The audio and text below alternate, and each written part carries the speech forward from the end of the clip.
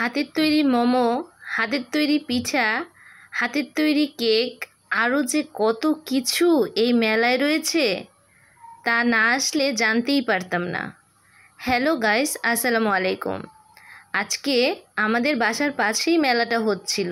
Preparation ছাড়াই চলে আসলাম নারী উদ্যোক্তার এই মেলাটাতে। এটা পল্লবীর 2 নং ওয়ার্ডে পড়েছে।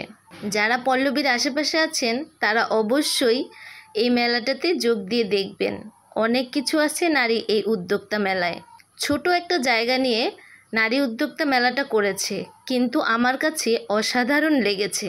লাইটিংটা ছিল অনেক সুন্দর। এখানে হাতের তৈরি করা মেয়েদের অর্নামেন্টস, হাতের তৈরি করা অল্প জায়গা নিয়ে করেছে, কিন্তু আয়োজনটা খুব সুন্দর হয়েছে আমার কাছে মনে হয়। এই মেলাটা থাকবে সেপ্টেম্বর 14, 15, 16 3 দিন। আমরা 14 তারিখ গিয়েছিলাম, বৃষ্টি ছিল বাহিরে, কিন্তু তারপরেও মানুষ অনেক ছিল। মোটামুটি মানুষের জন্য হাঁটাই যাচ্ছিল না প্রথমে, এমন একটা অবস্থা ছিল। হিজাবের স্টল ছিল, 3 পিসের স্টল ছিল, তারপরে এখানে লাইভ গান হচ্ছিল। যেসব শিল্পীরা গান গাচ্ছিল তারা লাইভ গান করছিল। শাড়ির স্টল ছিল, অর্নামেন্টসের যে স্টলগুলো ছিল তার মধ্যে প্রায় বেশিরভাগ আপুদের 3 পিসের স্টল ছিল 3টা 4টার মতো।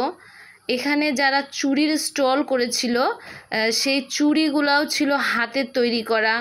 এখানে পিঠার উৎসবে ছিল পিঠার আপু, যা যা এখানে খাবারগুলো সবই হচ্ছে হাতে তৈরি করা। পুডিং ছিল, হোমমেড পুডিং, তারপর হচ্ছে পাটিসাপটা পিঠা, ডিম চপ, আলুর চপ, পেঁয়াজু। চুড়ির স্টল ছিল প্রায় 3টার মতো।